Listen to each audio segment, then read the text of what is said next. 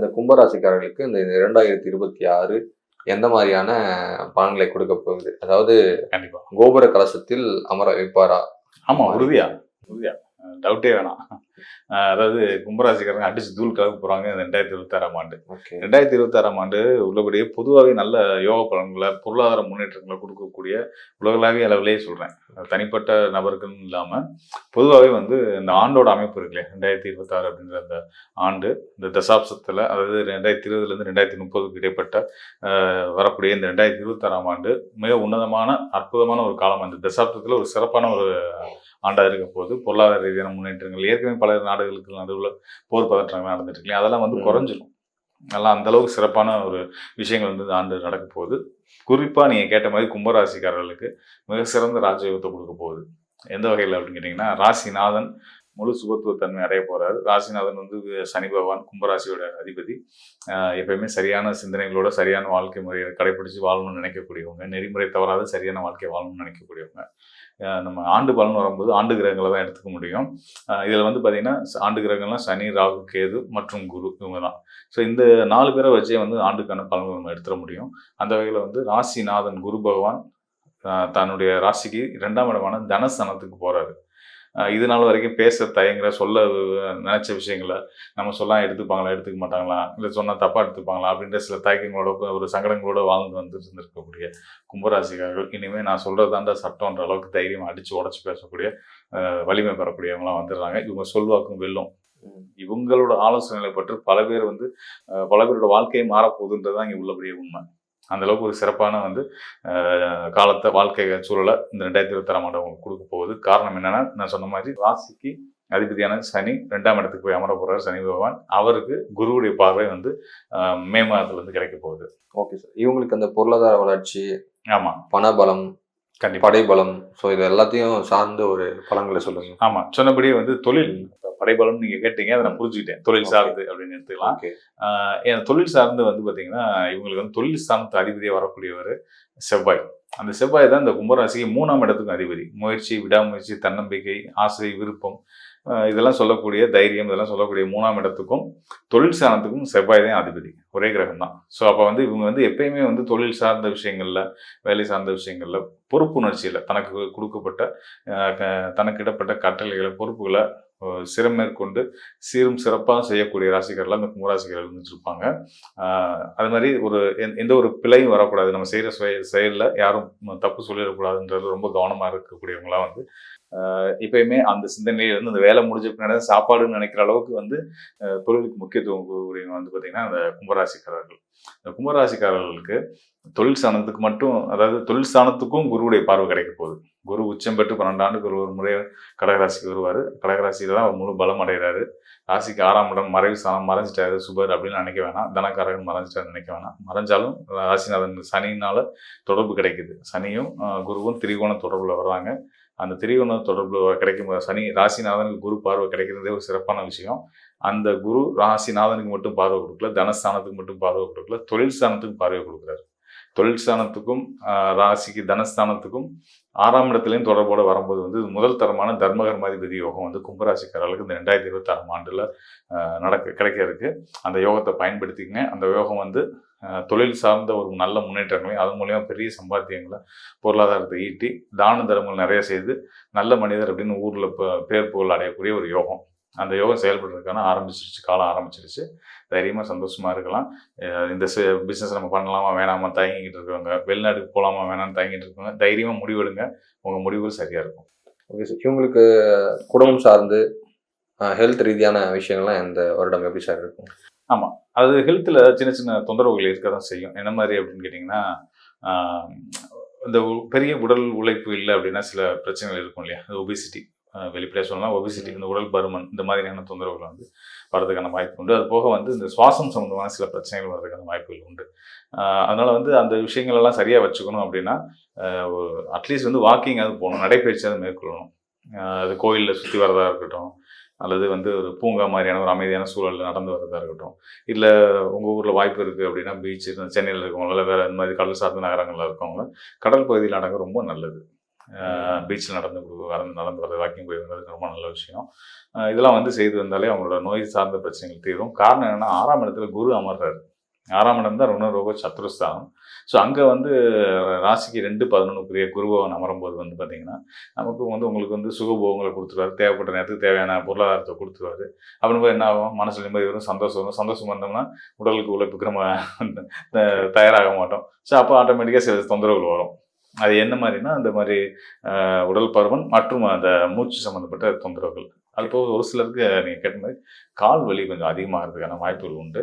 பயப்பட வேண்டியதில்லை. இதெல்லாம் நம்ம வந்து நம்மளே சரி பண்ணிக்கக்கூடிய ஒரு விஷயத்துல கவனமா இருந்தா மூலியமாகவும் சின்ன சின்ன உடற்பயிற்சி மூலமும் இதெல்லாம் நம்ம சரி பண்ணிக்கலாம். Okay sir. சரி, இதை தாண்டி இவங்களுக்கு கோயில் வழிபாடு, தெய்வ வழிபாடு அப்படின்னா என்ன மாதிரியான தெய்வங்களை நீங்க சொல்லலாம்? கண்டிப்பா இந்த 2026ஆம் ஆண்டு கும்பராசிக்காரர்கள் வழிபட வேண்டிய தெய்வமா நான் சொல்றது ரொம்ப ஆச்சரியப்படுவீங்க. நம்மளுடைய ஆசிரியர், உங்களுடைய ஆசிரியர்களாக இருந்த ஆசிரியர் பெருமக்களை தயவுசெய்து நினைவு கூர்ந்து அவங்களால தான் நம்ம வாழ்க்கை நல்லா இருக்குது, நம்ம இந்த இடத்துல இருக்கோம் நினச்சி அவங்களுக்கு ஒரு நன்றி சொல்லிக்கோங்க. அதுவே மிகப்பெரிய தெய்வ வழிபாடு ஆகிடும். எதனால் சொல்கிறேன் அப்படின்னா 2-6 தொடர்பு கும்பராசிக்காரர்களுக்கு வருது. 2-6 தொடர்பு அப்படின்றது வந்து நம்மளுடைய போதனைகளை சொல்லக்கூடியவங்க. இந்த போதனைகளை சொல்லக்கூடியவங்க மூலியமாக தான் இந்த 2026ஆம் ஆண்டு ஆதாயங்கள் உங்களுக்கு கிடைக்க போகுது. ஸோ அப்போ அது யாருன்னா ஆசிரியர்கள் தான். ஆசிரியர்கள் வந்து மாதா பிதா குரு தெய்வம் அப்படி தான் நம்ம சொல்லி நம்ம வளர்ந்து வந்திருக்கோம். இன்றைக்கி நிறைய சமூகத்தில் இந்த அடுத்த ஜென்ரேஷன் குழந்தைங்களுக்கு வந்து ஆசிரியர்களை நண்பர்களாக பார்க்க ஆரம்பிச்சிட்டாங்க. தப்பு கிடையாது, ஆனால் மதிப்பு கொடுக்குற இடத்துல கொடுத்தாகணும், அதை தவற விடுறாங்க. அதனால் அதுக்கு புது ஜென்ரேஷன் குழந்தைகளுக்கு முன்னுதாரணமாக நம்ம பெரியவங்க இருக்கணும். அதனால வந்து ஆசிரியர்களுக்கு மதிப்பு கொடுத்து அவங்கள நினச்சி கும்பிடுறோம், அவங்கள நினச்சி நான் வந்து நன்றி சொல்லிக்கிட்டேன் அப்படின்னு குழந்தைகளுக்கும் சொல்லிவாங்க. கண்டிப்பான முறையில் உங்கள் வாழ்க்கையும் சிறப்பாக இருக்கும், அடுத்த சந்ததியும் நல்லா இருப்பாங்க. எல்லா பலன்களும் சிறப்பாக சொன்னீங்க. இதை தாண்டி இந்த குறிப்பாக வந்து குரு வந்து 12 வருடங்களுக்கு ஒரு முறை வந்து கடகத்தில் அமரப்போகுதுன்னு சொன்னீங்க. அதை தாண்டி சனியுடைய வக்ர பயிற்சி, சனியுடைய வாக்கிய கணித அடிப்படையில பயிற்சியும் இருக்கு அப்படின்னீங்க. சோ இன்னும் ஏனைய கிரகங்கள்லாம் இருக்கு, அதெல்லாம் ஆண்டு கிரகங்கள், இதெல்லாம் பேஸ் பண்ணி என்ன மாதிரியான இந்த வருடங்களுக்கு எந்த மாதிரியான பலன்களை கொடுக்கும் சார்? கண்டிப்பா. அதாவது நம்ம ஆண்டு கிரகங்கள் தான் வந்து ஆண்டு பலன்களுக்கு எடுத்துக்க முடியும். கோச்சார பலன்கள்னு வரும்போது நம்ம அதான் எடுத்துக்க முடியும். மாத பலன் வார பலன் வரும்போது நம்ம மாத கிரகங்கள் ஒவ்வொரு நாட்கள் வரக்கூடிய சந்திரன் அடிப்படை வச்சு நம்ம சொல்லுவோம். ஸோ இங்கே ஆண்டு பலன் அப்படின்னு வர்றதுனால இந்த ஆண்டு ஆளக்கூடிய நபர்களா யாரு, கிரகங்களா யாரு? சார் ஒரு நிமிஷம் சார், இதுக்கு எதுக்கு நான் அதை கேட்டேன்னா, ஏற்கனவே வந்து குருவுடைய பயிற்சி இயர்லி ஒன்ஸ் இருக்கு, சனியுடைய பயிற்சி 2.5 வருடத்துக்கு ஒரு முறை தான். ஆனா ஏற்கனவே இந்த வருடம் 2025ல சனியுடைய பயிற்சியை பார்த்துட்டு இருப்பாங்க. அது வந்துட்டு என்ன பஞ்சாங்கம் அடிப்படையில? திருக்கணித பஞ்சாங்க அடிப்படையில. இப்ப திரும்ப வாக்கிய கணித அடிப்படையில தான் அந்த பயிற்சி வருது. சோ இந்த கிளாரிட்டி மக்களுக்கு கொடுக்கலான்றது கேட்கிறேன். நீங்க கேட்டது ரொம்ப நல்ல கேள்வி. ஏற்கனவே வந்து சனி வந்து மீனத்தில் தானே இருக்காரு. இப்போ நீங்கள் இப்போ தான் இனிமேல் தான் வரப்போறாருன்னு சொல்கிறீங்களே, இது என்ன விஷயம்னு கேட்குறீங்க. அதாவது வாக்கிய பஞ்சாங்கத்தின் அடிப்படையில் வாக்கிய பஞ்சாங்கத்தை ஃபாலோ பண்ணக்கூடிய பாரம்பரிய ஜோதிடர்களுக்கெல்லாம் வந்து பார்த்தீங்கன்னா நாங்கள் வந்து இனிமேல் தான் வந்து சனி பயிற்சி அப்புறம் மீனத்துக்கு வரப்போறாரு. இப்போ வரைக்கும் கும்பத்தில் ராகுவோட இணைவு பெற்று தான் இருக்காருன்றது தான் நம்மளோட கணித அடிப்படையிலான நம்பிக்கை.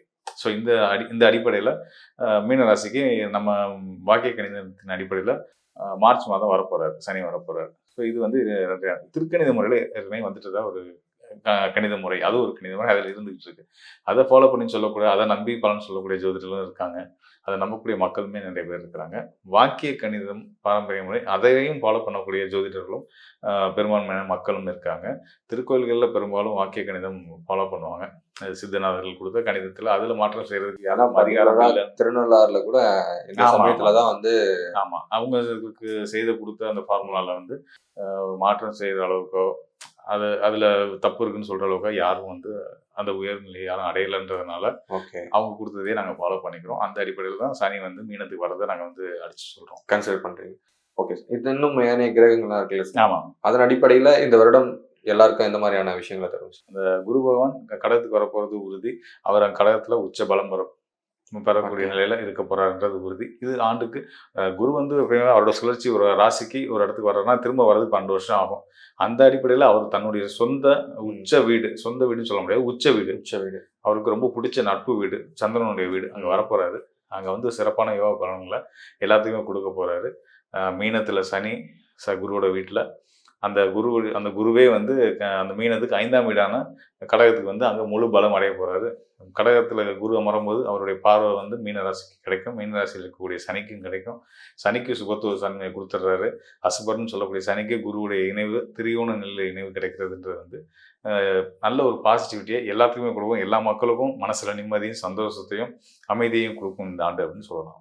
Okay sir. கண்டிப்பா இந்த 2026 நம்மளுடைய ஆடியன்ஸ்க்கு பார்க்குற எல்லாருக்குமே வந்து நிச்சயமா. நல்ல ஒரு ஆண்டா அமையணும்னு நானும் வேண்டி கேட்டுக்கிறேன். நிச்சயமா. ரொம்ப நன்றி சார். ரொம்ப சந்தோஷங்க. மீண்டும் நானும் மக்களுக்கு என்னுடைய புத்தாண்டு வாழ்த்துக்களை சொல்லிக்கிறேன். வரக்கூடிய 2026ஆம் ஆண்டு உங்களுக்கு அனைத்து விதத்திலையும் சிறப்பான மகிழ்ச்சியான ஆண்டு அமையணுன்றதை நான் இறைவன்கிட்ட வேண்டிக்கிறேன். கண்டிப்பான முறையில் நல்ல விதமாக இருக்கும் அப்படின்றத நான் சொல்லிட்டு இன்னொரு விஷயத்தை மட்டும் நான் உங்கள்கிட்ட பகிர்ந்து விரும்புகிறேன். அதாவது இப்போ நம்ம சொல்கிறது வந்து கோச்சார் அடிப்படையில் சொல்லக்கூடிய பலன்கள் அப்படின்றது ராசி அடிப்படையில் சொல்லக்கூடிய பலன்கள். ஜோதிட சாஸ்திரம் வந்து விதி அடிப்படையிலையும் கதி அடிப்படையிலும், அதாவது உங்கள் லக்ன அடிப்படையிலையும் சூரியன், உங்கள் ஜாதகத்தில் சூரியன் எங்கே இருக்காரு அப்படின்றத பொறுத்தும் சில பலன்கள் வந்து மாறுபடும். அது மட்டும் இல்லாமல் உங்களுடைய நடப்பு தசா புத்திகள், இப்போ உங்களுக்கு என்ன தசா நடந்துட்டு இருக்கு, அது உங்கள் வயதை பொறுத்து, உங்கள் பிறந்த நட்சத்திரத்தை பொறுத்து அந்த வேறுபாடுகள் வரும். அதன் அடிப்படையில் அது உங்களுக்கு யோகத்தை செய்தா என்ன மாதிரியான பலன்களை கொடுக்க தயாராக இருக்குது, அதையும் சேர்த்து இப்போ இருக்கக்கூடிய கிரக நிலையிலையும் வச்சு நம்ம பலன் சொல்லுவோம். அதுதான் இன்னும் நுட்பமாக சரியானதாக துல்லியமான பலன்களாக இருக்கும். தேவைப்படுவவங்க நிச்சயமான முறையில் என்னை தொடர்பு கொள்ளுங்க. கண்டிப்பாக அவங்களுக்கு நல்லது வழிகாட்டுதலை கொடுக்கலாம். நன்றி, வணக்கம் மக்களே. மீண்டும் ஒரு நல்ல நிகழ்ச்சி சந்திப்போம்.